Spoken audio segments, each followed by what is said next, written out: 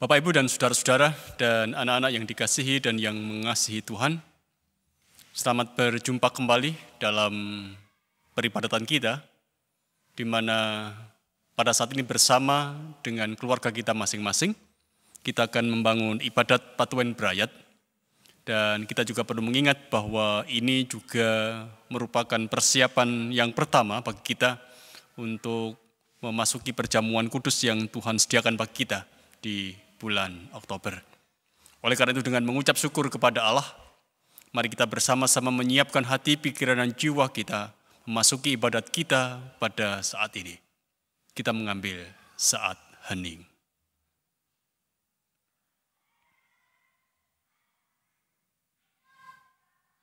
Biarlah setiap kita mengaku yang demikian.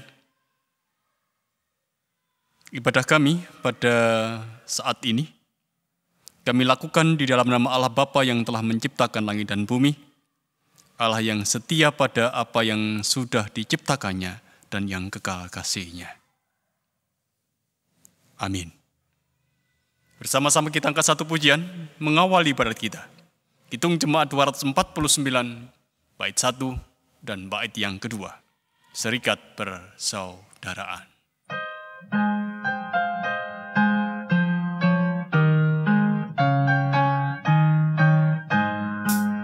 Serikat persaudaraan berdirilah teguh, sempurnakan persatuan di dalam Tuhanmu.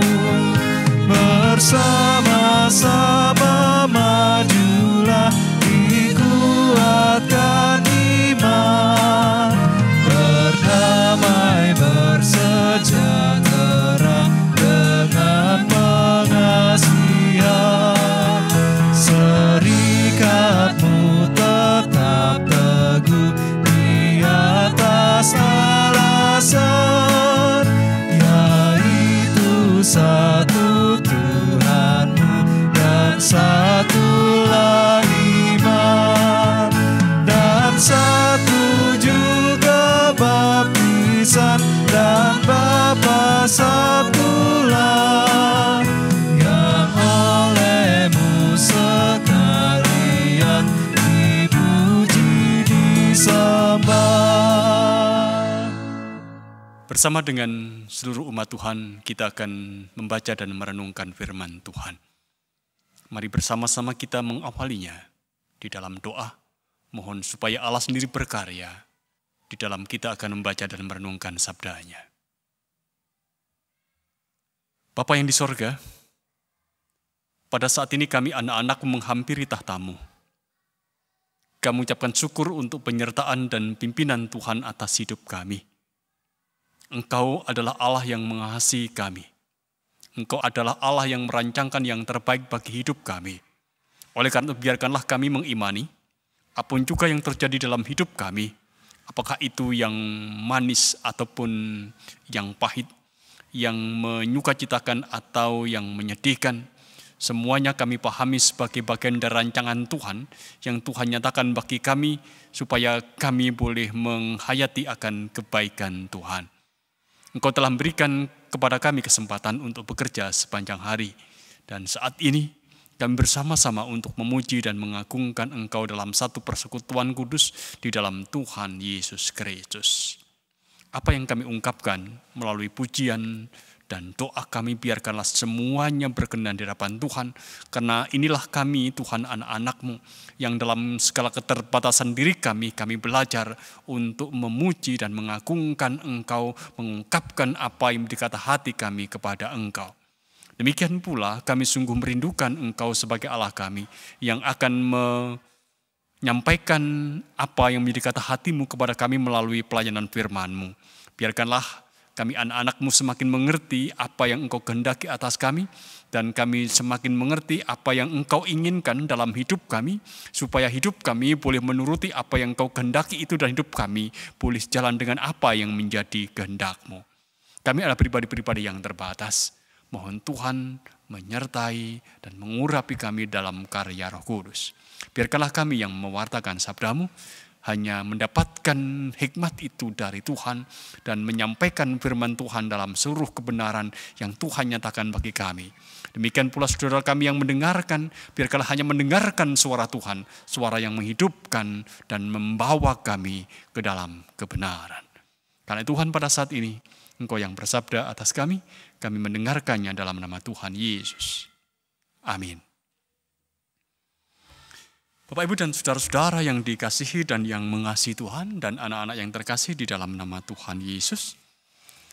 Hari ini kita akan merenungkan firman Tuhan dari Injil Matius pasal 13 ayat 53 sampai ayat yang ke-58. Bagian dari pelayanan Tuhan Yesus Kristus ketika ia berada di kotanya.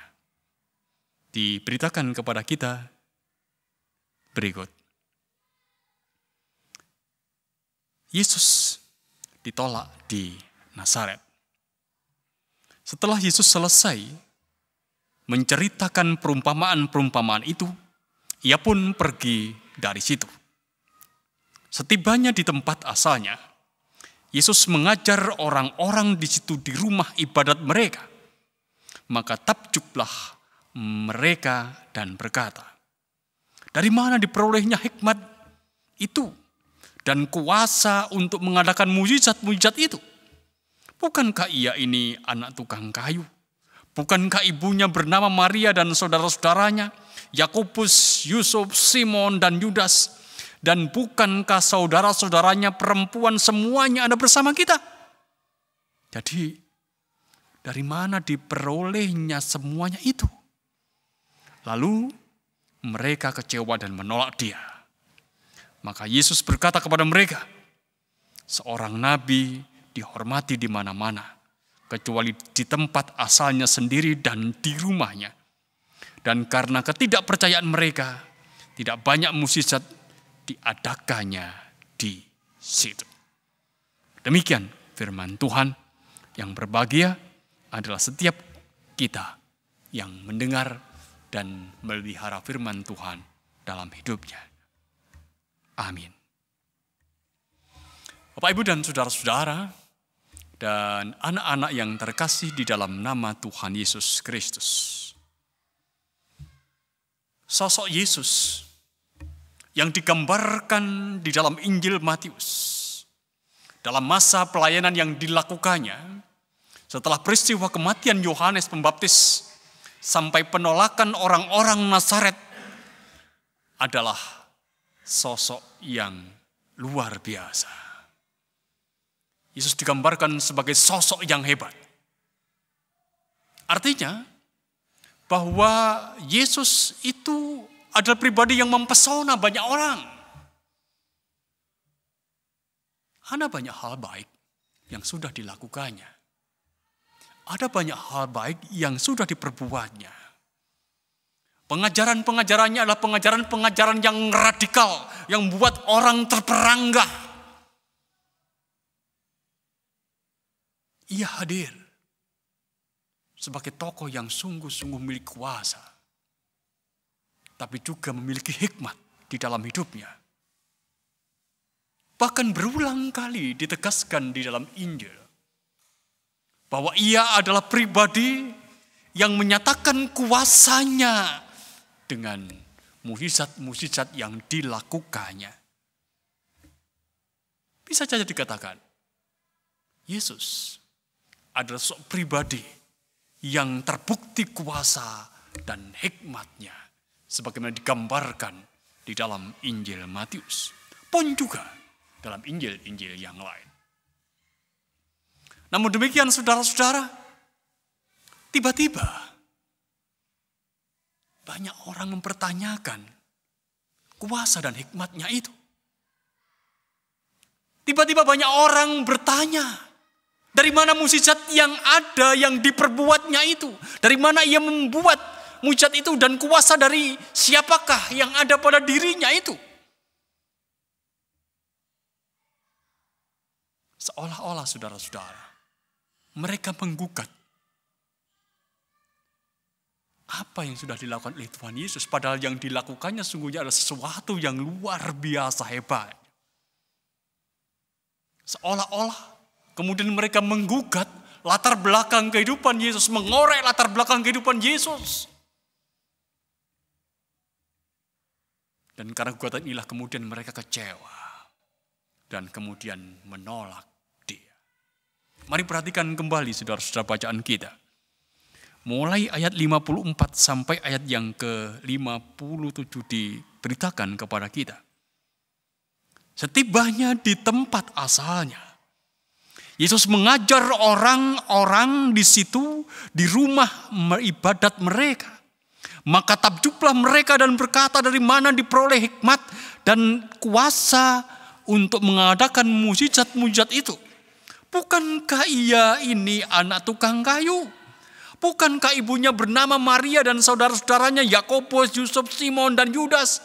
Dan bukankah saudara-saudaranya perempuan semuanya ada bersama kita? Jadi dari mana diperolehnya semuanya itu?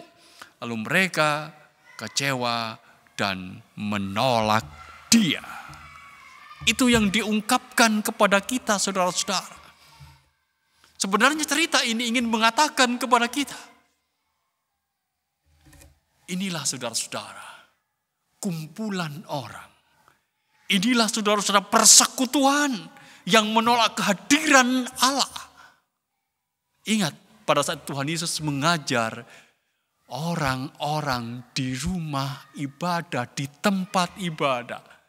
Mereka ada dalam satu persekutuan, tetapi ternyata persekutuan ini adalah persekutuan yang menolak kehadiran yang lain. Di dalamnya mereka adalah persekutuan yang menolak Yesus. Padahal mereka tahu, Yesus itu adalah pribadi yang luar biasa. Yesus adalah pribadi yang mengajar dengan penuh kuasa dan hikmat. Dan ia ditolak oleh persekutuan itu. Saya ingin saudara-saudara, kita mau belajar dari peristiwa ini. Kita belajar, apakah persekutuan atau gereja kita adalah persekutuan yang menyambut atau yang merangkul, ataukah kita justru tanpa sadar menjadi persekutuan yang menolak. Seperti persekutuan orang-orang Nazaret ini yang menolak kehadiran Yesus, menolak keberadaan Yesus.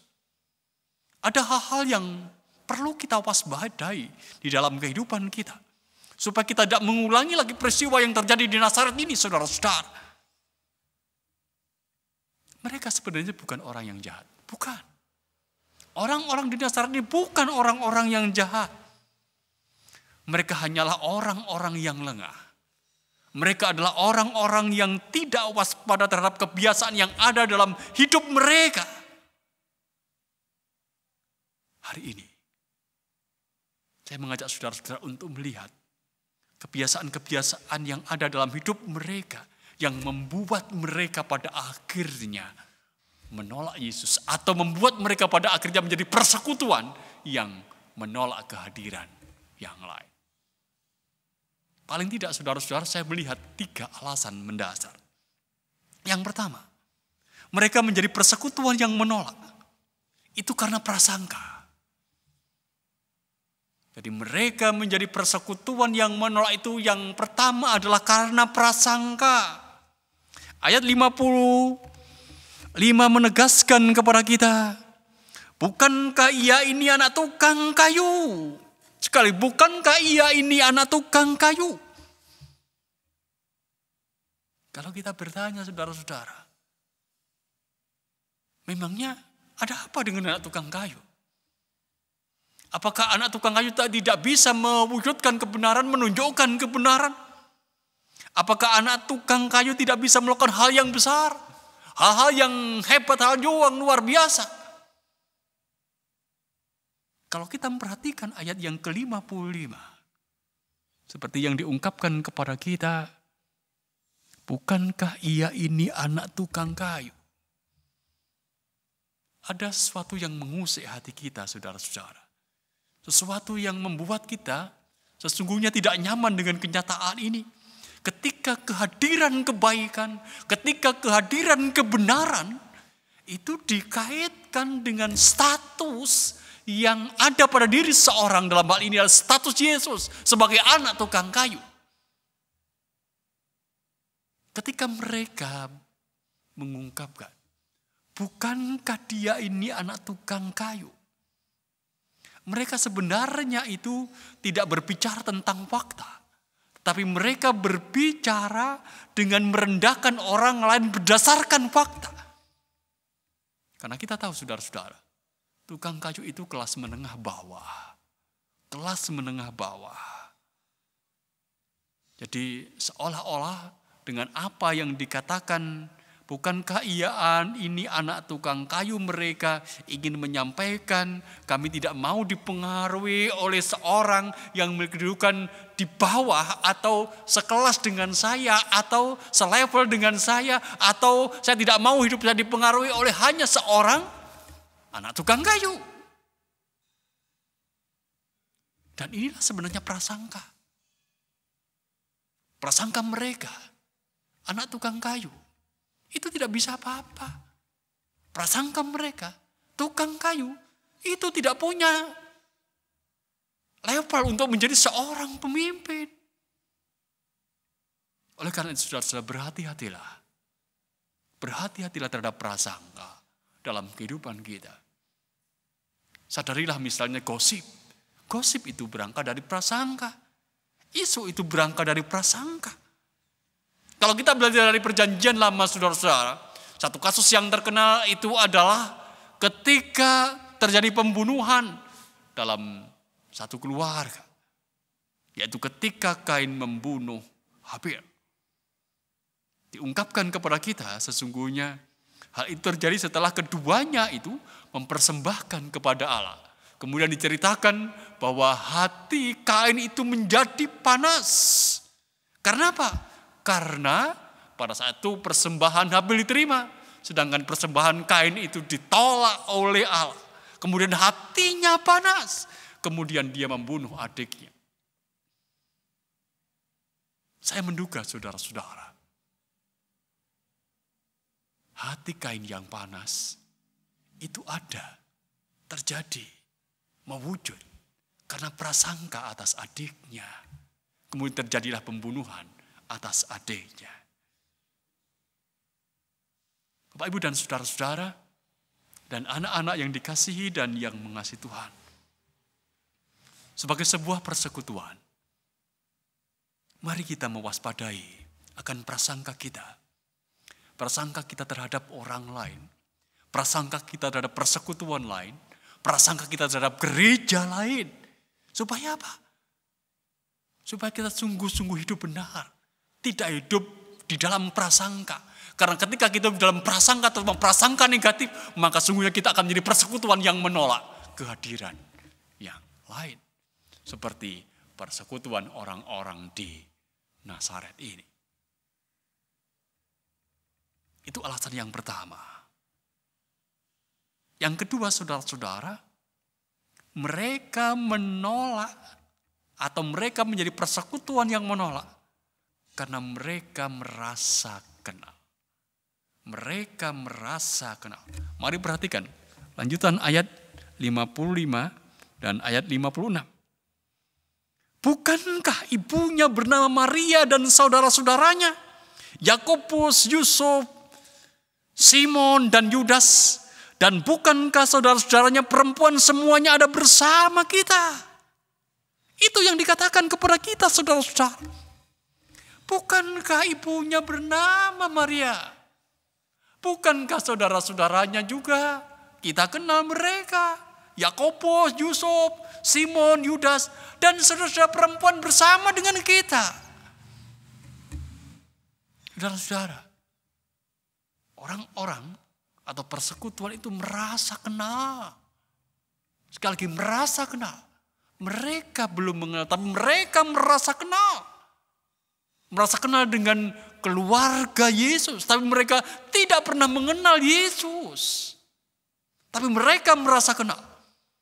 Mari kita menyadari dalam hidup kita, saudara-saudara. merasa kenal. Merasa kenal itu hanya akan meneguhkan prasangka. Meneguhkan prasangka, apalagi itulah prasangka yang buruk. Seolah-olah sudah tahu identitas Yesus dari latar belakang kehidupan keluarganya.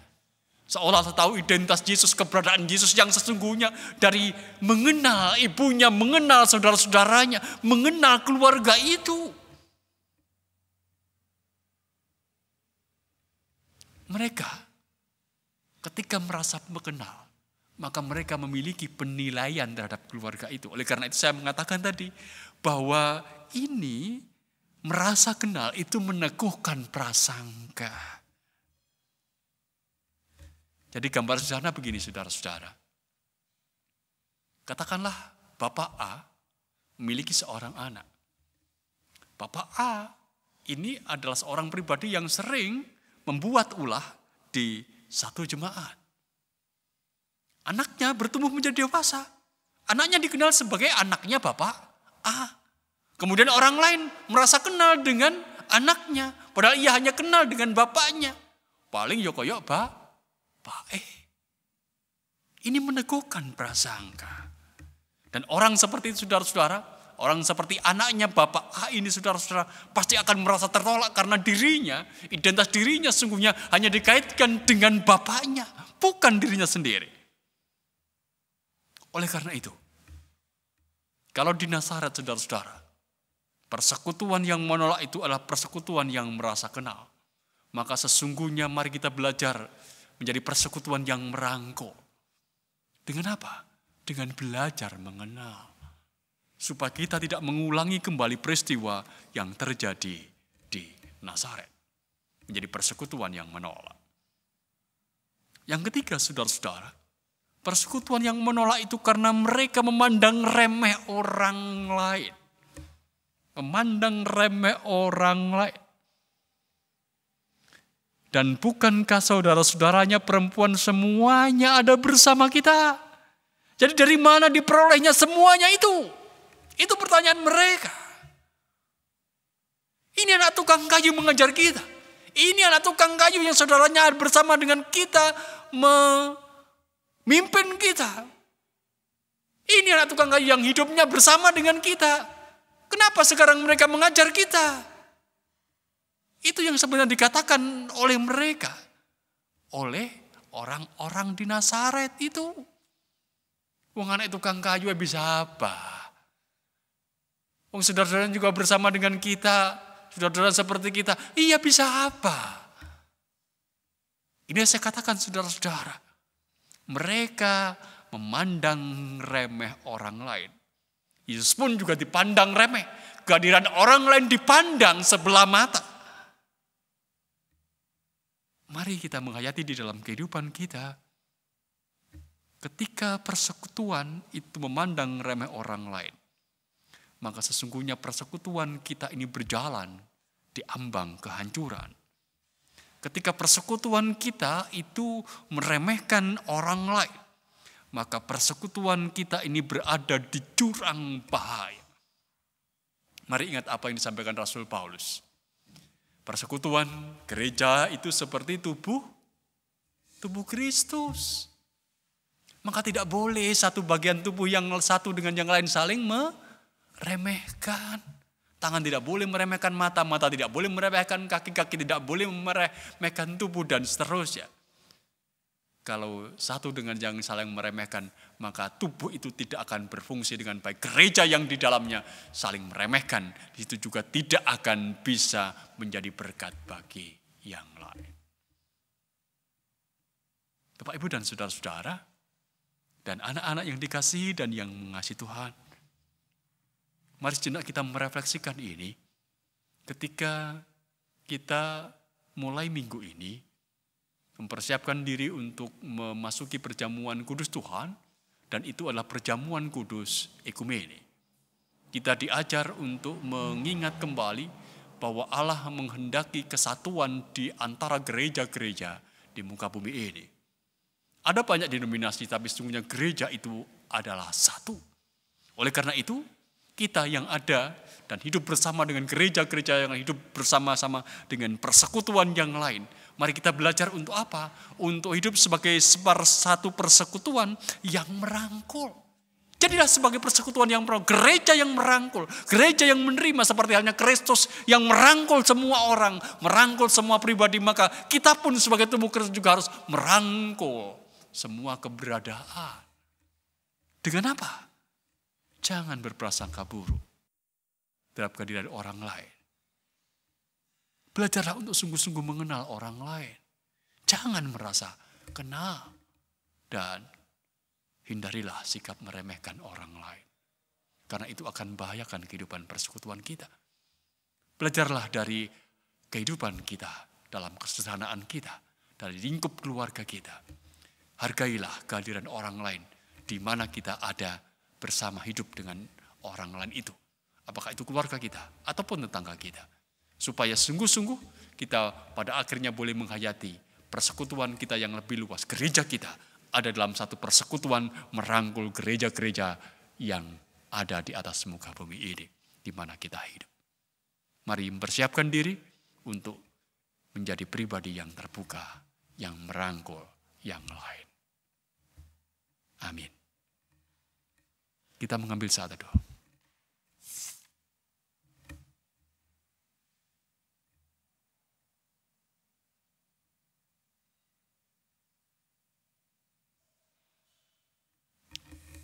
Bapak, Ibu, dan saudara-saudara, dan anak-anak yang terkasih di dalam nama Tuhan Yesus, mari kita kembali angkat satu pujian dari Kidung Jemaat nomor 252, bait 1 dan bait yang kedua.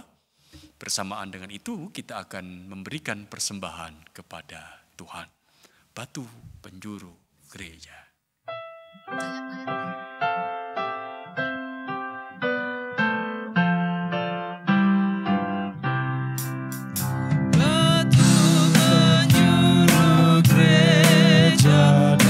Dasar yang esa, yaitu Yesus Kristus, pendiri umatnya.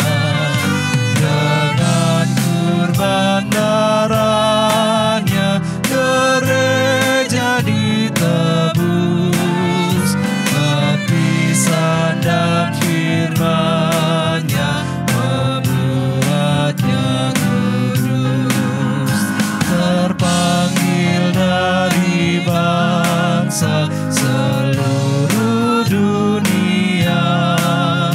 Manunggalah gereja bertuhan yang esa, aneka kurnia-Nya, esa baptisannya, esa perjamuannya, esa harapannya. Kembali kita akan angkat syafaat kita. Kita berdoa kepada Tuhan.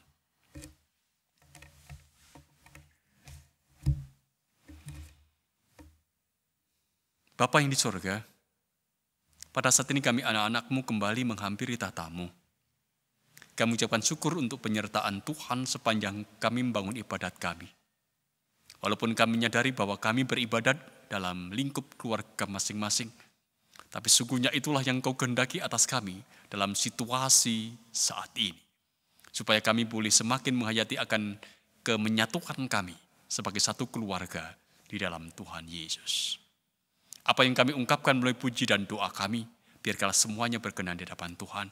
Dan kami bersyukur kepada Engkau karena Engkau telah menyatakan firman-Mu kepada kami. Apa yang boleh kami terima, biarkanlah itu membuka mata hati pikiran dan jiwa kami. Bahkan mendorong kami untuk menjadi persekutuan yang terbuka. Persekutuan yang merangkul yang lain. Bukan persekutuan yang menolak yang lain. Sebagai persekutuan orang-orang di Nazaret. Biarkanlah kami belajar untuk tidak berprasangka buruk kepada orang lain. Biarkanlah kami belajar untuk mengenal orang lain, mengenal keberadaan yang lain, dan lebih dari itu, kami belajar untuk tidak meremehkan kehadiran orang lain. Supaya dengan demikian kami sungguh-sungguh boleh hidup menjadi satu dengan yang lain, bersatu dengan yang lain. Dan itu juga akan mengajarkan kepada kami sebagai gereja untuk dapat terbuka dan merangkul keberadaan yang lain di mana Engkau menempatkan kami. Secara khusus Tuhan, biarkanlah kami belajar menghayati ini ketika kami mempersiapkan diri untuk masuk perjamuan kudus ekumene, yang di dalamnya itu adalah undangan Tuhan atas kami. Biarkanlah kami belajar untuk bersatu dengan yang lain di mana kami hidup, supaya ini juga akan merefleksikan apa yang menjadi visi hidup kami sebagai gereja Tuhan yang harus bersatu dengan yang lain. Engkau ya Allah yang akan mempersiapkan kami masing-masing, supaya kami sungguh-sungguh bersiap diri untuk menerima tubuh dan darah Tuhan Yesus Kristus. Bapa, Engkau menjaga hati kami, Engkau menjaga pikiran kami, supaya hanya tertuju kepada Tuhan yang telah menyerahkan dirinya bagi kami. Perkenankan dengan segala ungkapan syukur saat ini, kami menyerahkan persembahan kami. Apa yang kami berikan sungguhnya tak sebanding dengan berkat Tuhan yang begitu besar atas kami. Tapi inilah kami anak-anak-Mu yang dalam keterbatasan diri kami belajar untuk memberikan persembahan kepada Engkau. Inilah ungkapan syukur kami yang mengungkapkan kepada kami, ya Allah, bahwa kami hidup bergantung hanya kepada Engkau.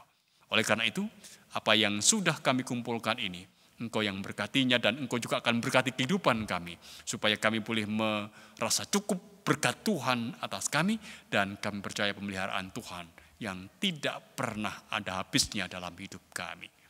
Bapa di sorga, berdoa untuk setiap pergumulan yang dihadapi oleh umat-Mu, saudara kami yang sakit, saudara kami yang sengaja menjauhkan diri dari Tuhan, saudara kami yang ada dalam kegelapan hati, saudara-saudara kami yang terbelenggu oleh kuasa-kuasa dunia, kuasa-kuasa jahat, saudara kami yang bergumul dengan kehidupan keluarga ataupun pergumulan-pergumulan yang lain yang sesungguhnya kami tak bisa menyebutnya satu persatu, kami menyerahkan setiap pergumulan itu di dalam Tuhan.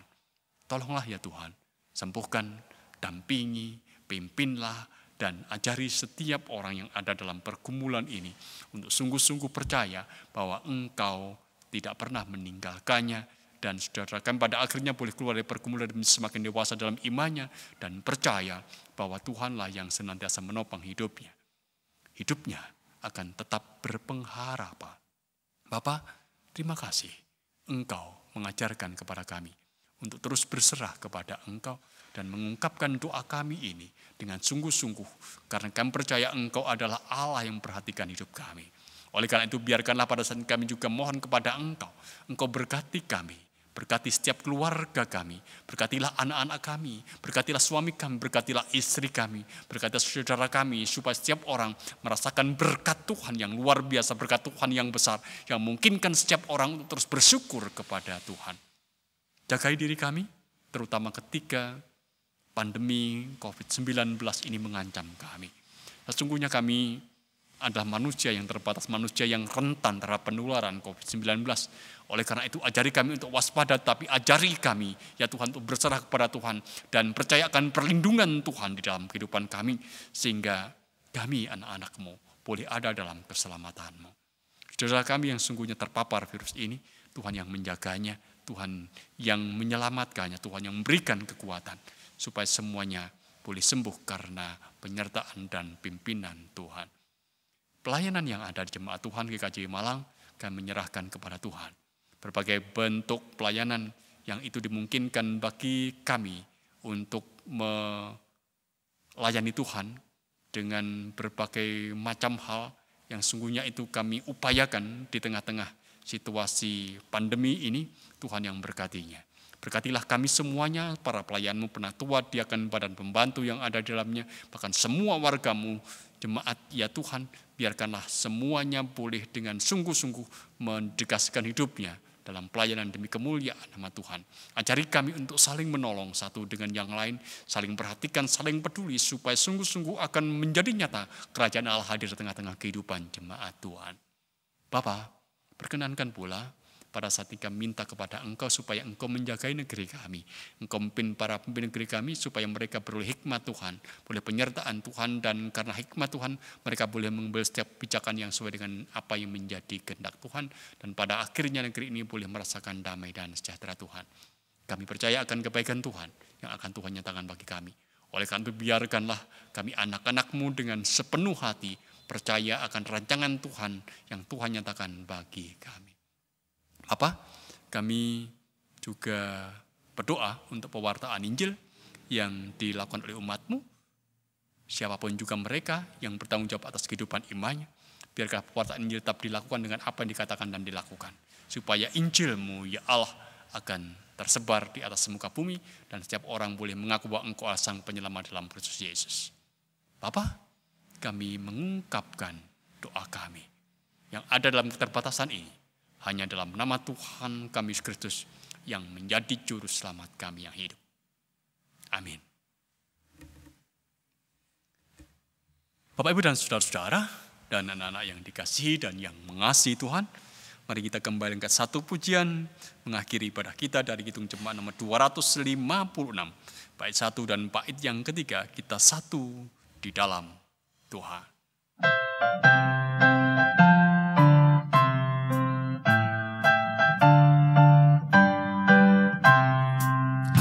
Kita satu di dalam Tuhan, satu gereja yang esa. Marilah bertolong-tolongan, kau dan aku semuanya. Marilah bertolong-tolongan, kau dan aku semuanya.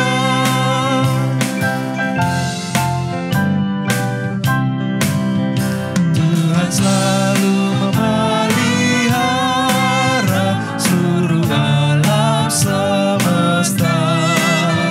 Kita pun disuruhnya juga menyatakan kasih-Nya. Kita pun disuruhnya juga menyatakan kasih-Nya. Mari kita mohon berkat Tuhan.